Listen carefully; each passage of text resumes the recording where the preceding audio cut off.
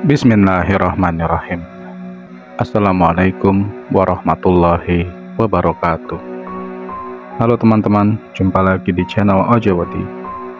Terima kasih kepada teman-teman yang telah mendengarkan dan mensupport channel Ojewati agar channel ini makin berkembang dan bisa diterima oleh khalayak yang lebih ramai. Seperti biasa teman-teman, jika sudah siap, selamat mendengarkan.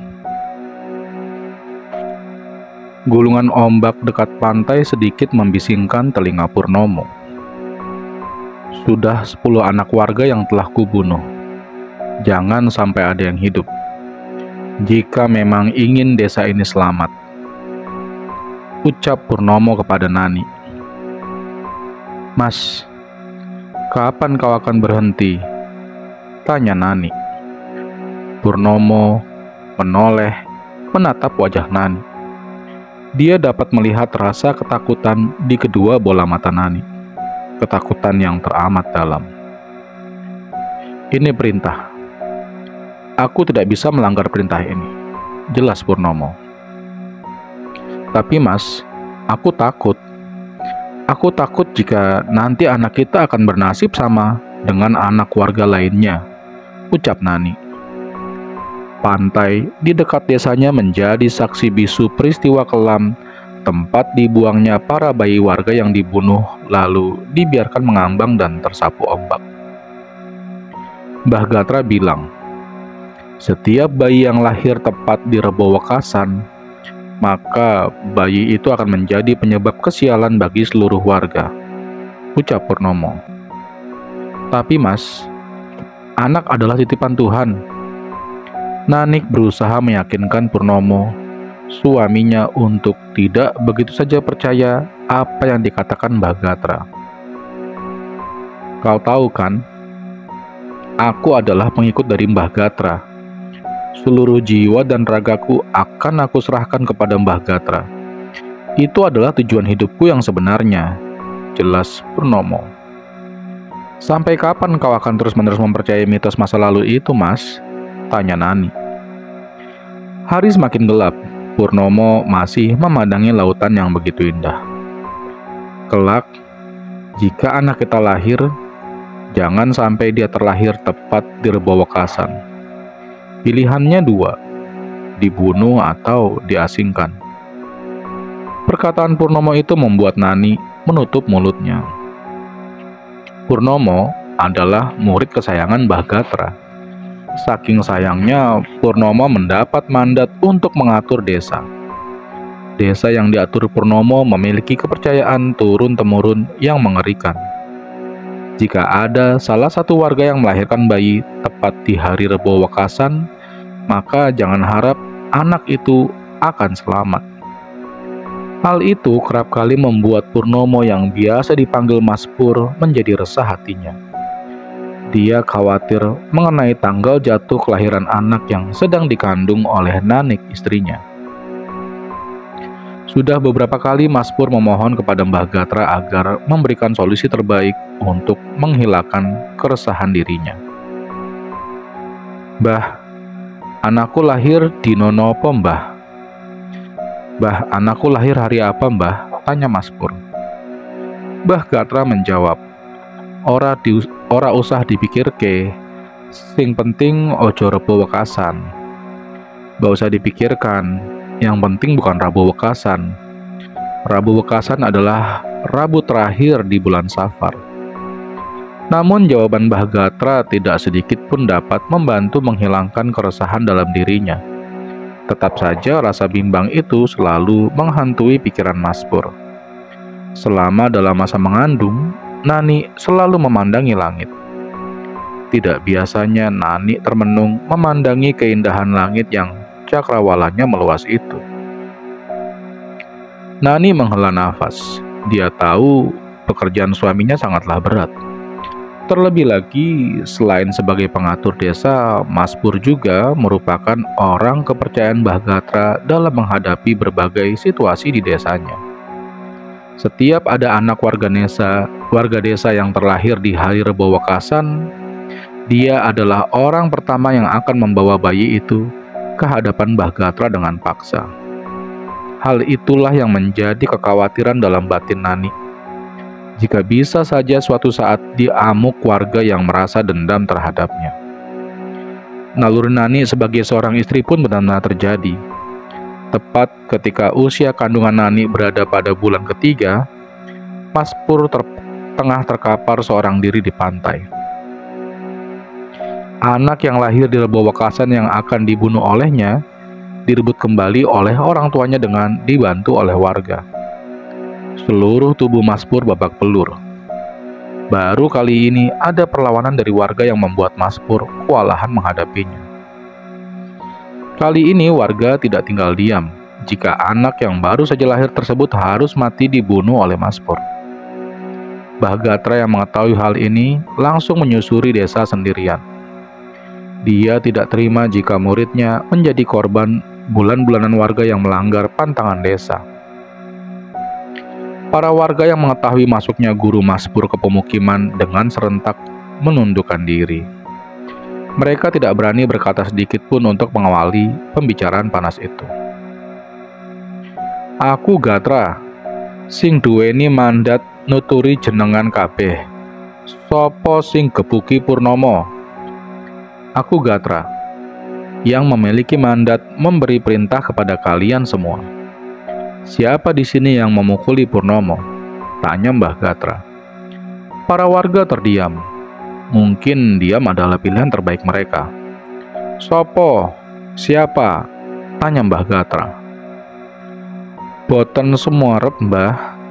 Tidak tahu, Mbah. Jawab seseorang yang mengenakan caping, topi ala petani itu. Sopo sing ning kene kang duweni anak atawa putu sing lahir dino Rebo Wekasan? Siapa di sini yang memiliki anak atau cucu yang lahir di hari Rabu Wekasan? Tanya Mbah Gatra. Namun tetap saja warga hanya menunduk diam, sambil saling mencuri-curi pandang antara satu dengan lainnya. Mbah Gatra memandangi satu persatu warga. Tulah bakal teko yen rak siap kowe kabeh bakal mati nang tulah kui. Bencana akan datang. Jika kamu tidak siap, kamu akan mati semua karena bencana itu. Ucap Mbah Gatra sambil meludah ke arah wajah salah satu warga. Para warga hanya saling pandang terhadap satu sama lain. Setelah Mbah Gatra meninggalkan mereka, barulah mereka membicarakan permasalahan tersebut. Sopo sing juput bayi kui? Siapa yang mengambil bayi itu? Tanya salah satu warga. Bayu, sing juput kui Bayu. Bayu, yang mengambil bayi itu Bayu, ucap yang lainnya. Kok iso? Bisa gawat niki. Kok bisa gawat ini? Ucap warga lainnya lagi. Rak popo, Bayu kui wong apik. Deso iki rak bakal kena tulah, aku jamin. Tidak apa-apa, Baju itu orang baik. Desa ini tidak bakal kena tulah, aku jamin. Ucap warga. Sementara itu, Bayu yang berhasil menyelamatkan anaknya tengah menatap sang anak dengan mata berkaca-kaca. Kuwi kudu urip nang, kamu harus hidup nak, ucap Bayu. Bayu menamakan anak itu dengan nama Kemalasari, yang berarti batu indah yang bercahaya. Bayu berharap Kemala akan menjadi seorang wanita yang tegar, kuat dan pemberani. Terlebih lagi Kemala adalah wanita yang dilahirkan di hari Rebo Wekasan, sehingga sudah pasti dia akan menjadi incaran Mbah Gatra juga Mas Purnomo yang masih membunuh anak-anak yang lahir pada hari Rebo Wekasan dengan dalih sebagai upaya menyelamatkan desa dari bencana. Bayu berharap suatu hari nanti dia, istri dan anaknya dapat hidup dengan tenang seperti sebuah keluarga yang harmonis. Untuk menghindari Mas Pur dan Mbah Gatra, Bayu memerintahkan kepada istrinya untuk tidak mengeluarkan Kemala ketika hari menjelang siang. Dia hanya boleh keluar saat fajar menyingsing untuk sembari menghangatkan tubuhnya. Lalu, harus masuk kembali sebelum matahari hampir berada di puncak kepalanya. Hal ini dikarenakan bahwa Mas Pur dan Mbah Gatra senang berpatroli di siang hari hingga menuju sore. Waktu itu adalah waktu yang digunakan para warga untuk beristirahat. Beberapa hari setelah hilangnya bayi yang bernama Kemala dari cengkraman Mas Pur, isu tentang bencana yang akan dihadapi warga pun dianggap hanya sebatas gurauan serta bercandaan biasa. Para warga menganggap itu hanya sebuah ancaman kosong belaka yang dibuat oleh Mbah Gatra sebagai teror untuk memudahkan langkahnya mencari anak yang lahir di Rebo Wekasan yang nantinya akan dijadikan tumbal sebagai syarat memperkuat ilmu hitamnya. Pada akhirnya para warga tidak percaya mengenai ancaman yang keluar dari mulut busuk Mbah Gatra tersebut, dan mereka melakukan aktivitas seperti biasanya. Namun, siapa sangka dalam waktu yang sesingkat itu, tulah itu benar-benar nyata. Saat para warga hendak melangkahkan kaki keluar dari pintu rumahnya, seketika perutnya terkena panah santet yang ternyata sudah beberapa hari telah mengangkasa tepat di atas pemukiman warga. Panah itu berbentuk seperti kilatan cahaya yang melesat menghujam ke perut para warga dan membuat mereka jatuh tersungkur tewas seketika. Beruntung, sebelum hal mengerikan itu terjadi, Bayu sudah memiliki firasat tidak enak. Bayu tidak memperkenankan istrinya untuk pergi keluar rumah. "Ningali, langitnya surup. Lihat, langitnya gelap. Gelap di sini bukan tidak ada cahaya bintang satupun yang menyinari desanya, tapi seperti sebuah pertanda bahwa desa dalam keadaan bahaya. Padahal bayi yang baru lahir sangat baik terkena cahaya sinar matahari untuk memperkuat imunitas bayi tersebut. Untuk itu, Bayu melubangi satu genteng rumahnya yang digunakan untuk penjemuran anaknya ketika pagi telah tiba. Saat malam menjelang datang, ia dapat melihat ratusan kilatan panah berkelebat melewati atap rumahnya untuk menuju pemukiman warga lainnya. Bayu percaya bahwa itu adalah santet yang dikirimkan oleh Mbah Gatra untuk membunuh para warga yang tidak bisa menjawab perihal keberadaan bayinya tersebut. "Ojo metu, jangan keluar. Tunggu sampai kilatan itu menghilang," ucap Bayu terhadap istrinya. Istrinya yang sedang gendong Kemala hanya bisa mengangguk dan mematuhi semua perkataan suaminya. Dan benar saja, hal yang tidak diinginkan oleh Bayu ya benar-benar terjadi. Banyak warga yang keluar dari rumahnya karena mereka kira ancaman tentang tulah itu hanyalah bualan si tua bangka Mbah Gatra. Namun pada kenyataannya mereka juga yang jadikan korban dari santet Rebo Wekasan. Para warga yang tewas di tempat dibiarkan saja, tergeletak di depan pintu-pintu rumah mereka. Mereka percaya santet itu belum usai dan akan terus menyerang warga sampai bayi yang lahir di Rebo Wekasan itu benar-benar ditemukan.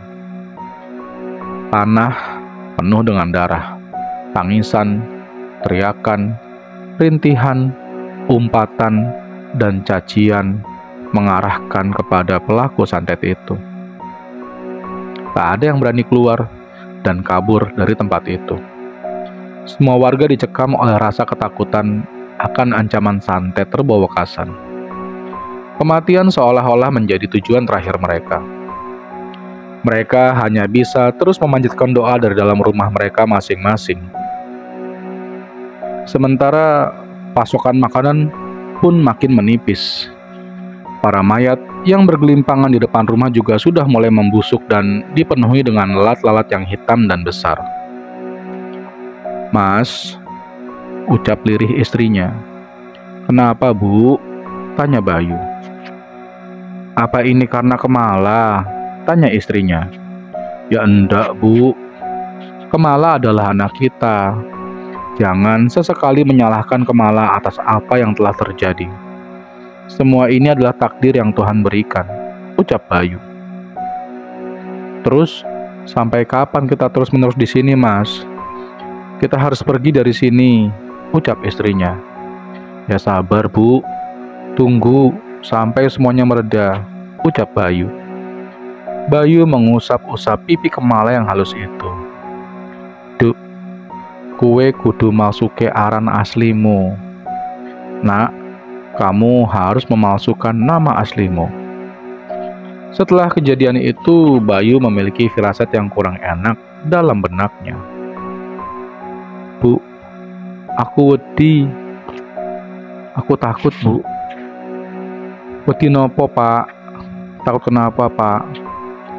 "Wedi karena Gatra bakal merene juput Kemala. Takut karena Gatra akan kesini mengambil Kemala," ucap Bayu. Apa yang dipikirkan oleh Bayu terpikirkan juga oleh istrinya.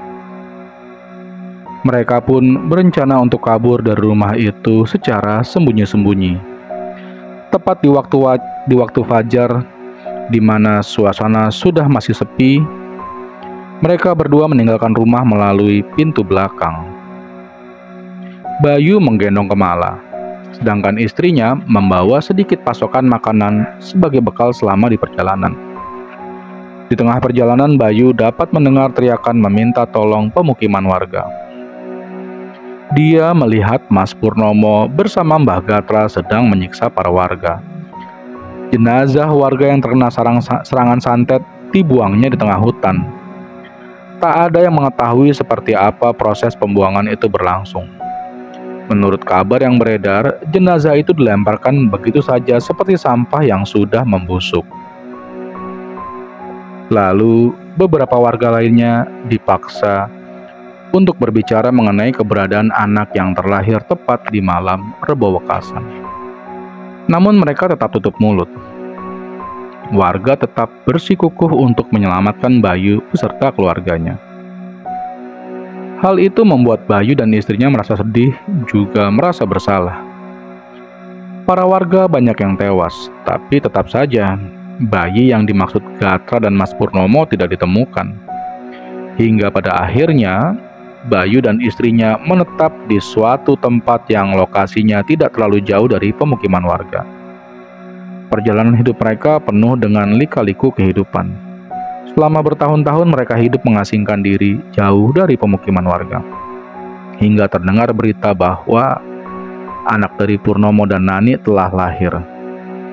Anak itu berjenis kelamin laki-laki dan bernama Panji Purnomo.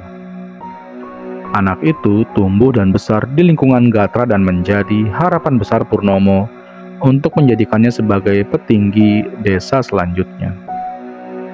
Panji seringkali bermain dengan anak-anak warga sekitar. Namun, beberapa warga selalu melarang anak-anaknya untuk bermain bersama Panji. Karena Panji adalah anak dari petinggi desa yang kejam, yang telah membunuh banyak anak warga untuk dijadikan tumbal ilmu hitam Mbah Gatra. Para warga memerintahkan anak-anaknya untuk tidak terlalu dekat bermain bersama Panji. Hal itu pun lantas membuat Panji bertanya-tanya. Panji yang tidak tahu menau tentang kesalahan bapaknya membuat merasa dikucilkan oleh teman-teman sebayanya. Panji bertanya juga kepada ibunya, Nani, tentang mengapa dirinya tidak memiliki teman. "Mah, nopo aku rak duweni batir?" "Bu, kenapa aku tidak mempunyai teman?" tanya Panji. "Loh, Nang, rak usah dipikir ke, batirmu akeh, Nang."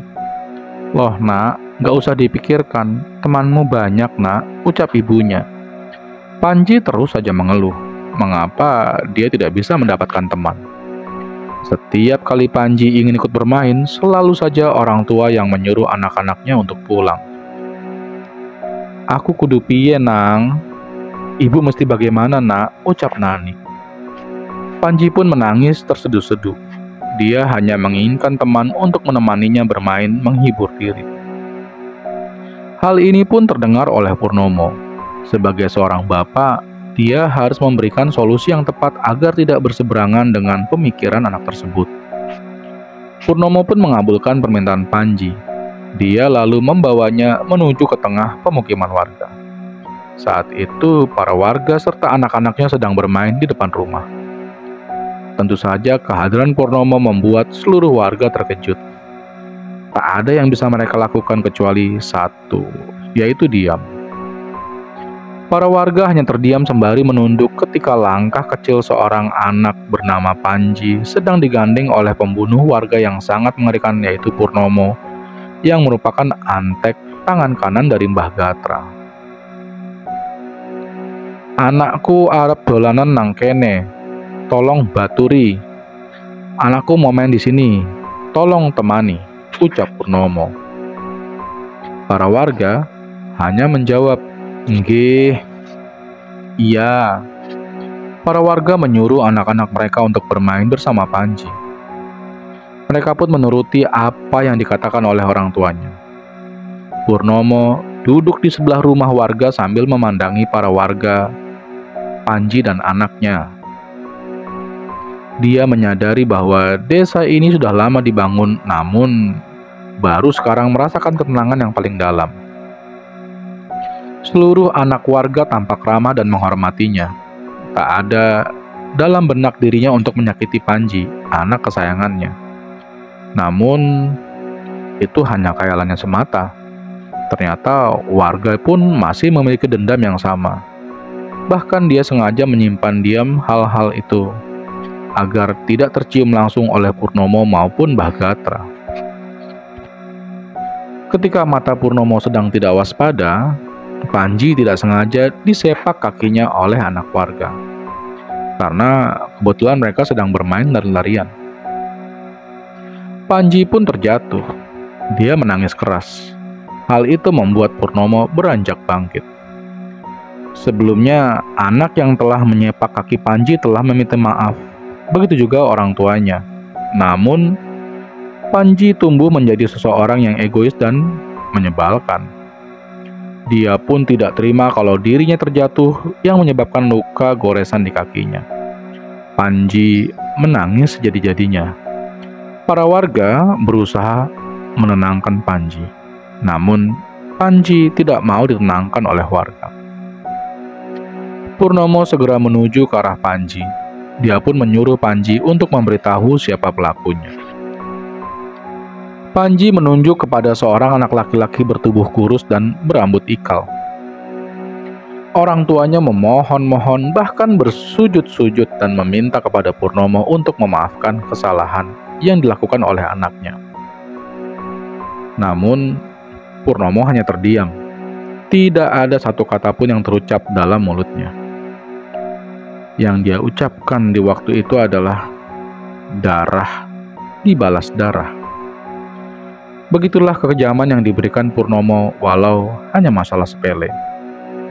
Itulah alasan para warga melarang anak-anak mereka untuk bermain bersama Panji yang merupakan anak dari pembunuh. Purnomo pun mendekati anak laki-laki itu. Dia pun menekan jidat dari anak itu dengan keras. Anak itu menangis kesakitan. Kedua tangannya memukul-mukuli tangan Purnomo. Namun Purnomo tetap kokoh menahannya. Orang tua dari anak itu datang sambil mengancam Purnomo untuk membunuhnya. Namun begitu ia mendekati anaknya, anak itu telah tewas dengan luka bakar di seluruh tubuhnya. Panji yang melihat itu ketakutan dan bersembunyi di balik tubuh ayahnya. Para warga berlari ketakutan sambil menggendong anak-anak mereka agar tidak terlibat dalam masalah ini terlalu jauh lagi. Purnomo pun berkata kepada Panji, "Ini alasan ayah agar kamu tidak bermain dengan anak-anak warga. Kamu akan terluka dan sakit. Mulai sekarang, darah dibalas darah." Perlakuan Purnomo kepada anaknya ini menimbulkan kesan yang berbahaya. Pasalnya, Panji tumbuh sebagai seorang pemuda yang tak takut terhadap siapapun. Semenjak kejadian tersebut, Purnomo mendidik Panji untuk tidak bercengkrama dengan penduduk desa. Dia lebih memilih memasukkan Panji ke dalam dunianya. Panji diajarkan berbagai ilmu hitam yang dilepaskan langsung oleh Mbah Gatra. Bertahun-tahun Panji mempelajari hal itu dengan sempurna. Panji bahkan mampu menirukan segala hal yang diinginkan oleh ayahnya. Namun, hal ini tidak diinginkan oleh Nanik, ibunya yang menginginkan Panji tumbuh besar sebagai pemuda yang baik. Sikap emosional dan egoisnya seakan-akan merasuki seluruh tubuh Panji hingga membuatnya lupa daratan dan tak pernah takut terhadap siapapun. Di usia Panji yang menginjak 18 tahun, dia disuruh mengembara ke suatu tempat yang minim akan penduduk. Tujuannya hanya satu, dia ingin memperdalam ilmu kebatinannya lebih jauh. Panji memasuki sebuah tempat yang minim penduduk. Di sana dia melihat wanita cantik yang tumbuh jauh dari perkiraannya. Wanita yang belum pernah ditemuinya dan belum pernah didapatinya di desa manapun. Nama wanita itu adalah Kemalasari. Panji pun menemui Kemala di sebuah rumah gubuk tua yang Kemala tinggali bersama kedua orang tuanya. Saat menemui Panji, Bayu tidak menyadari bahwa pemuda itu adalah Panji. Itulah sebabnya dia menerima Panji selayaknya tamu. Panji disuguhkan makanan seadanya. Dia pun menanyakan kedatangannya ke desa tersebut. Aku ingin memperdalam ilmu kebatinanku. Ilmu kebatinan seperti apa yang akan kau perdalam? Aku sedang ditugaskan untuk membunuh seseorang yang akan dijadikan sebuah persyaratan itu. Apa persyaratannya? Tanya Bayu. Yaitu membunuh wanita yang lahir di Rebo Wekasan. Karena dengan itu ilmu kebatinanku akan menjadi sempurna, ucap Panji. Betapa terkejutnya Bayu mendengar hal itu. Dia pun menutup pembicaraannya dan mempersilahkan Panji untuk pulang. Panji tidak mengerti akan perlakuan aneh dari Bayu terhadapnya. Sebelum pergi, dia menanyakan perihal wanita tersebut. Siapakah gerangan nama anakmu? Tanya Panji. Bayu tahu, salah satu hal yang dicegahnya adalah dengan memasukkan nama asli dari Kemala. Nama anakku adalah Tiara Sari, ucap Bayu. Panji pun memperhatikan gerak-gerik dari Bayu yang tampak ketakutan. Akhirnya, Panji pun mengutarakan perasaannya bahwa dirinya menyukai Tiara. Bayu hanya tersenyum. Dia pun menepuk pundak Panji dan berkata, "Anakku ini orang cacat. Dia tidak bisa membedakan mana bau amis dan bau harum. Hidungnya bermasalah. Aku takut kamu akan tersindir akan hal itu." Tak apa, aku tak hanya menerima kelebihannya semata. Aku mencintainya. Bayu geleng-geleng kepala. Lalu dia perintahkan Panji untuk menyelesaikan dulu ilmu kebatinannya. Sampai nanti waktu yang ditentukan, dia boleh meminang Tiara asalkan tanpa didatangi oleh kedua orang tuanya. Panji menyetujui semua persyaratan itu. Dia pun menyelesaikan tirakatnya dalam sehari semalam dan mengurungkan niatnya untuk mencari wanita yang terlahir di hari Rebo Wekasan. Sementara itu, Bayu khawatir jika Panji akan membunuh Kemala jika dia menyadari bahwa Kemala adalah orang yang dimaksud untuk dibunuh. Kemala, maukah Bapak jodohkan kamu dengan seseorang pemuda yang memiliki ilmu kebatinan tinggi itu? Kemala hanya diam. Orang itu akan melakukan dua hal kepadamu. Dua hal? Kamu bisa saja dibunuhnya atau dilindunginya. Namun, jika kamu hanya berdiam diri sampai dia sadar, kamu akan menjadi korban sebagai kesempurnaan ilmunya, ucap Bayu. Aku akan menuruti segala perkataan Bapak. Setelah Kemala menyetujui hal itu, Bayu pun mengunjungi tempat Panji bertirakat yang berada di sebuah gunung yang jauh dari penduduk. Di sana Panji benar-benar menyatu dengan alam. Dia bisa tahu siapa yang akan datang menemuinya. Akhirnya setelah diputuskan, Bayu pun mempersilahkan Panji untuk menikahi Tiara atau Kemala dengan syarat Tiara tidak boleh dipertemukan dengan kedua orang tua Panji. Panji pun menyetujuinya. Pernikahan itu digelar sederhana dengan adat Jawa kuno, sekaligus hanya dihadiri beberapa orang saja. Hal ini guna menghindari kecurigaan dalam diri Panji. Selama dalam masa pernikahan tersebut, Panji selalu datangi oleh Mbah Gatra dalam mimpinya. Mbah Gatra menyampaikan bahwa wanita yang dicarinya adalah istrinya yang bernama Tiara.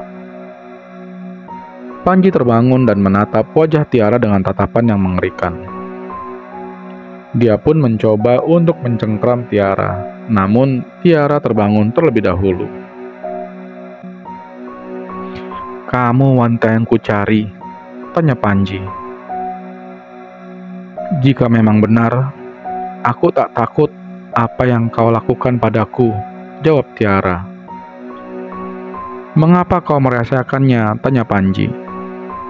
"Aku hanya ingin melindungi kedua orang tuaku saja. Aku tak ingin mereka menjadi korban keganasan ambisi seluruh keluargamu," ucap Tiara. Hati Panji terenyuh. Selama ini dia telah diajari kebencian terhadap orang-orang yang terlahir di hari Rebo Wekasan demi memenuhi ambisinya sebagai orang yang paling ditakuti. Panji tidak ada keinginan sedikitpun untuk membunuh istrinya walau itu adalah perintah Mbah Gatra. Sampai di sini dulu ya teman-teman. Jangan lupa ikuti cerita selanjutnya di part selanjutnya. Akhir kata, wassalamualaikum warahmatullahi wabarakatuh.